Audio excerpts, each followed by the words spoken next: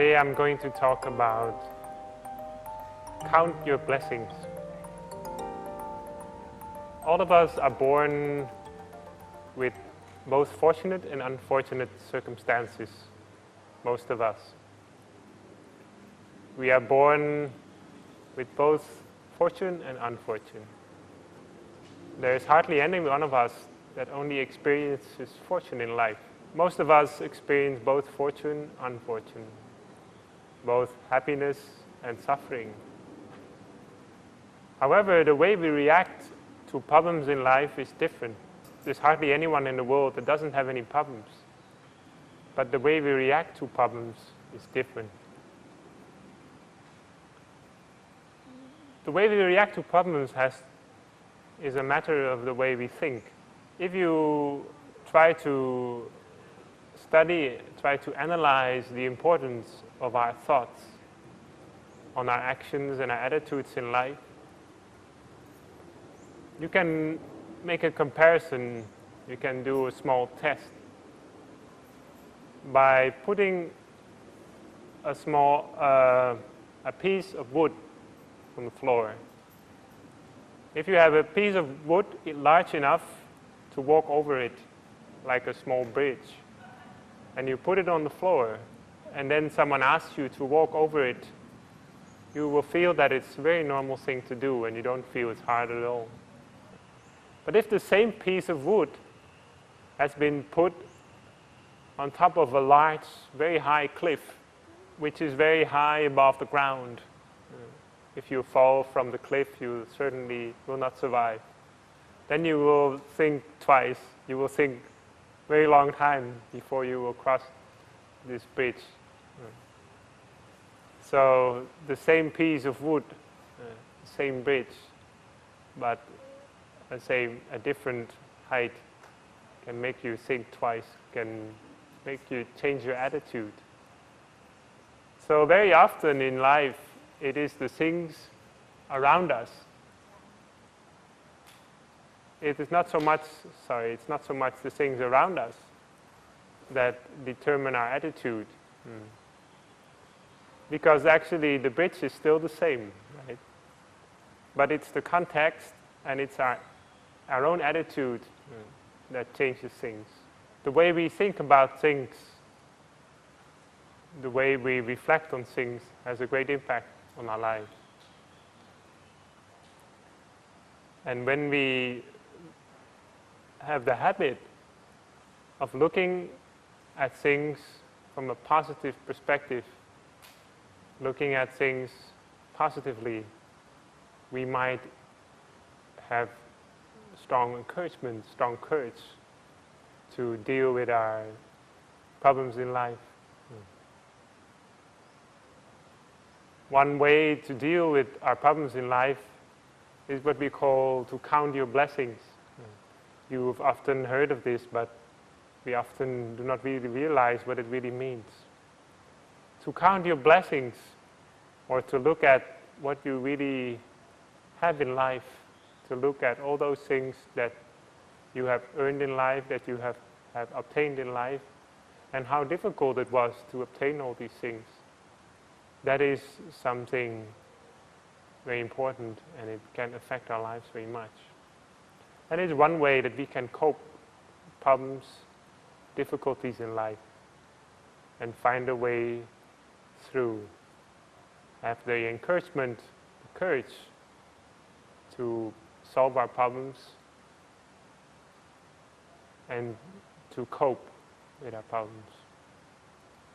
A great example of someone who is a great example of inspiration and courage in life is Fang,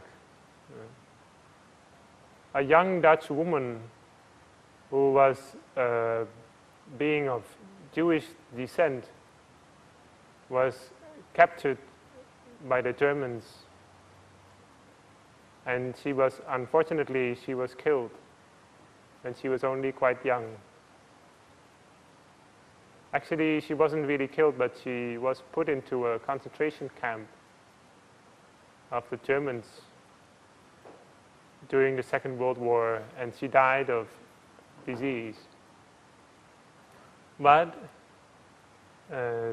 during the years before she was captured, she managed to find her family. She was part of a Jewish family. Went in hiding in a house, at the back of a house, at the back room of a house which was hidden from sight. There were two families there living together.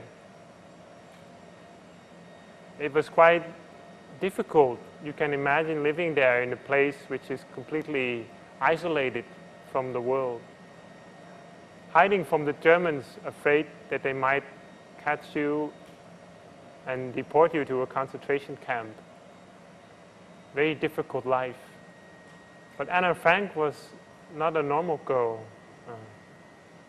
Actually, she was only about 14, 15 years old when she went to this house, to this place. And normally, for someone of her age, you'd like to go around, you'd like to meet friends, you'd like to go out. But this girl had to spend all of her time in the house. It was very difficult.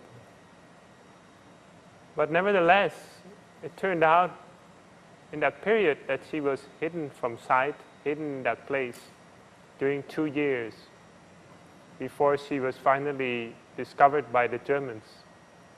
She kept a diary, and this diary became famous as a bestseller, which was well known as the Diary of Anna Frank. And this diary became one of the greatest bestsellers of the world, in fact. Over 13 million copies were sold of it over the entire world, translated in many languages.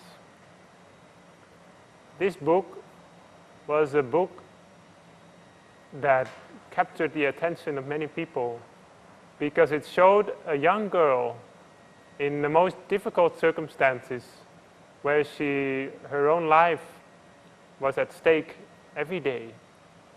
There was very little reason to laugh, to smile, but many reasons to cry. Nevertheless, in this book, she wrote a statement that despite everything that happened, I believe that people are really good at heart. That's what she wrote. And she wrote also, when there's hope, there's life.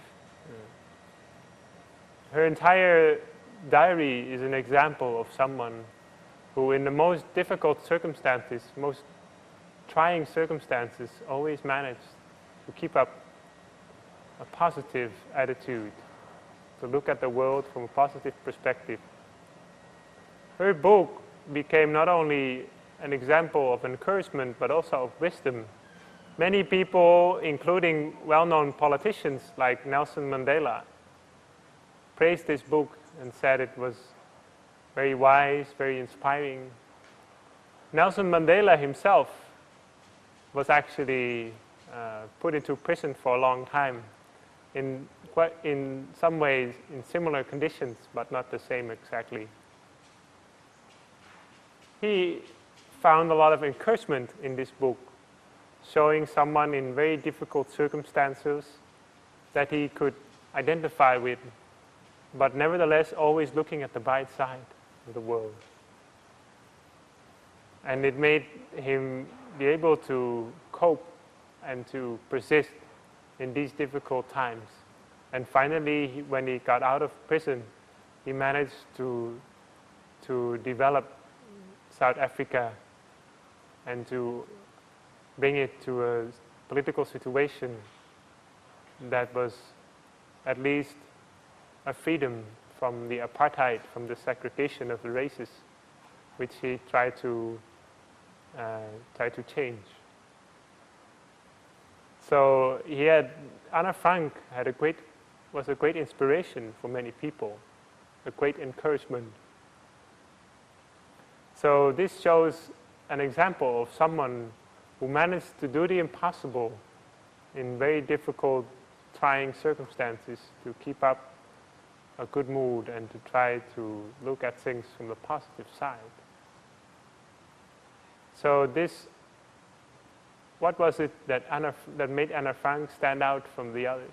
What made Anna Frank different in that she could look at things with wisdom, could consider things with wisdom, and maintain her hope in these difficult circumstances? The way we think when we are faced with suffering, this is sometimes also called in Buddhism, we use the word khanti. Khanti means patience or endurance. And it's not only a sort of patience of endurance of grinding your teeth together and just be patient, but it's also a way of thinking.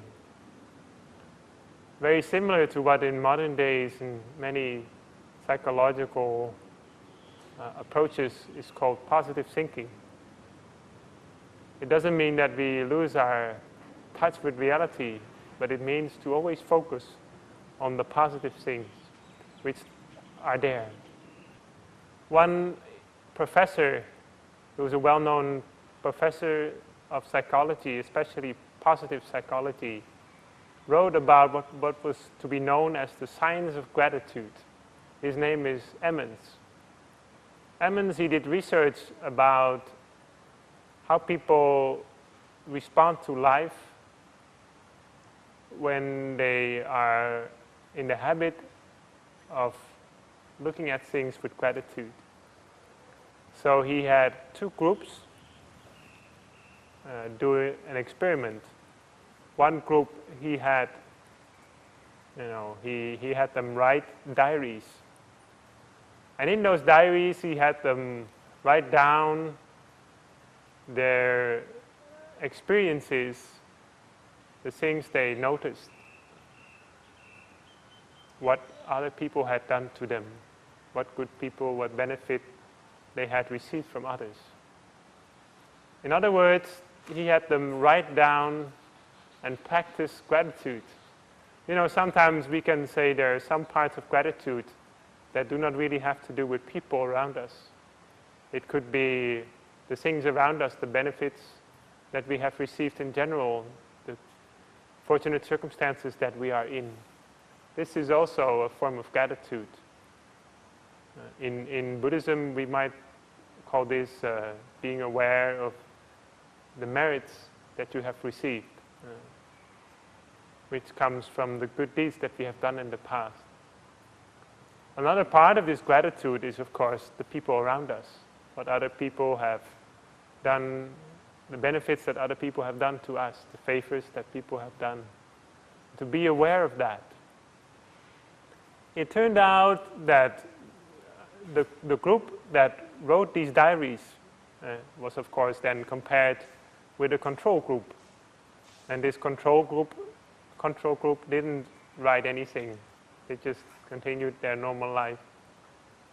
It turned out that the group who wrote the gratitude diaries actually had more encouragement, more inspiration, more courage in life. If they set certain goals in life, of things they wanted to attain in life, they had more encouragement to accomplish these goals, more than the group that didn't write anything. Emmons even went so far as to compare this group who wrote the gratitude diaries with another group that just compared themselves with others in a downward way. That means what you might call downward comparison. So, for example, I'm rich, but you are poor. I'm smart, but you are not smart. And there would be one group of people writing these kind of things, which is not really gratitude. It's just comparing yourself with others. And this group, some people might say, this group is also looking at the world from a positive perspective, trying to, boost their ego or something like that. But actually, this group didn't encounter the same benefits. This group actually wasn't experiencing all the benefits that the group who wrote the diaries of gratitude experienced. So the people who wrote about their experiences of gratitude, oh, this person has given me a lot, that person has helped me a lot, I have received many benefits in my life. They had a lot more, they gained a lot more from that experience of writing a diary than the group that just write a diary to boost their ego. In other words, just the habit of being aware of what people do to us in terms of the benefits that we have received, the small favors that people have done to us. All of these things, to just be aware of that, already has a great impact on our lives. So that the people in the past said, count your blessings, was actually a very good advice. The Buddha told the story to the monks in the time of ancient India. This story is also known as the story of the Iraka leaf. There was a long time ago, there was one monk who practiced himself in meditation. And as he was sitting in a boat one day, this monk was sitting in his boat. He grabbed onto a certain branch of a tree, and he grabbed onto a leaf, and the leaf broke off. The leaf broke off. But in those days, it was common for monks that there was a precept for monks that they shouldn't hurt plants. They shouldn't damage any plants. Which is still today, for monks, it's actually officially, according to the monastic discipline, it's not allowed for monks to damage any plants. But in ancient India, this was a very serious precept because many people believed that the plants had spirits in them. In the present day, this is a belief that is not so strong anymore. So when he had broken off one of the leaves, he felt he had made a mistake. And he felt that by tradition, normally a monk should confess his mistakes, that he had made, the infringements against the monastic discipline that he had made, that he broke the monastic discipline. But because he lived, most of the time he lived alone, as a sort of hermit, most of the time, therefore, he didn't meet any other people, and he couldn't confess it to anyone according to the monastic tradition. Because monks usually confess to each other. So then he thought to himself all the time, oh, I broke off this leaf. Oh, I really did something bad. Sometimes he wouldn't think of it, but just a moment before he was to pass away, before he died, he thought of it. Actually, he had been meditating all his life, but he just was worried and concerned still about this leaf that he broke off, that he broke. And then when he thought about that, the image of the thing that he had done wrong appeared to his mind just before he died. And he then was born as a Naga, was reborn as a Naga. This story may, for some of the viewers that have not watched many programs yet, you might feel it's a bit far-fetched. But we can try to learn about the gist of this story. So in this particular story, he was reborn as a Naga. And when he was reborn as a Naga is comparable with dragon in Western legends. It's a very large kind of snake-like being. And for monks, it was considered something very low to be reborn as a naga.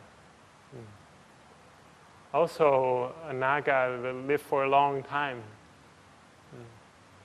for a very long time. And during that time, it's difficult to do good, because a naga usually, his entire lifestyle, his entire way of living, it doesn't have many opportunities to do good, to be generous, or to meditate. How do you meditate when you have the shape of a dragon? So it was all rather more difficult. So he regretted his actions. He had regret. Maybe he had a little bit too much regret in his life. But the point of the story is the saying what happened next. The way he then decided to solve this problem was that he had his daughter. He had a daughter. He had his daughter take on the shape of a human and to dance above the water surface, because he was living under the water. And as she was dancing, she would be singing this song, which was like a riddle. And this song said, "What manner of ruler is a king?"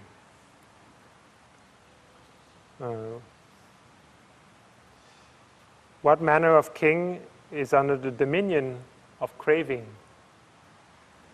How may he free himself from the bondage of craving? And why is he called a fool? This was the riddle that she sung. And because he was very beautiful, many men that came all over the world, came from all over the world, tried to give answers to this riddle so they could win this woman. They could get this woman, obtain this woman. But no one answered successfully. Many people would come every day to answer this riddle. And one of them was called Uttara. And this was already in the time of the current Buddha. That is the Buddha that we know of. And Uttara was walking there. And as he was walking there to answer this riddle, he walked and he came across the Buddha. He met the Buddha, and the Buddha said, "Uttara, where are you going?" And he then said, "How are you going to answer this riddle?" And Uttara has his own answer, but the Buddha said, "No, this is not the answer. You should answer in this way. The answer is this: He who is the master of the 6 doors of the senses, 6 doors of the body." So we are normally perceiving this world through our sight, through our hearing, through our scent, through our touch, through our tactile sensations, through when we taste something. And what is the 6th sense then? The 6th sense in this context means that we also experience the world through our thoughts. Once we have contemplated things, we also have thoughts. All of these things stir up the mind. They make the mind go away from the center of the body, make the mind less still. So he then said, the answer to this is, who is the real king? What manner of a ruler is a king? He who is the master of the 6 doors of the body. In other words, the master of the senses. Is not taken away by the senses, but can maintain his mind at the center of the body. That is what he really called a king. He who takes delight in them takes delight in the senses, is not the king. But the one who is free from craving is the king. Who takes not delight in them is free from craving. Who does take delight in them is called a fool.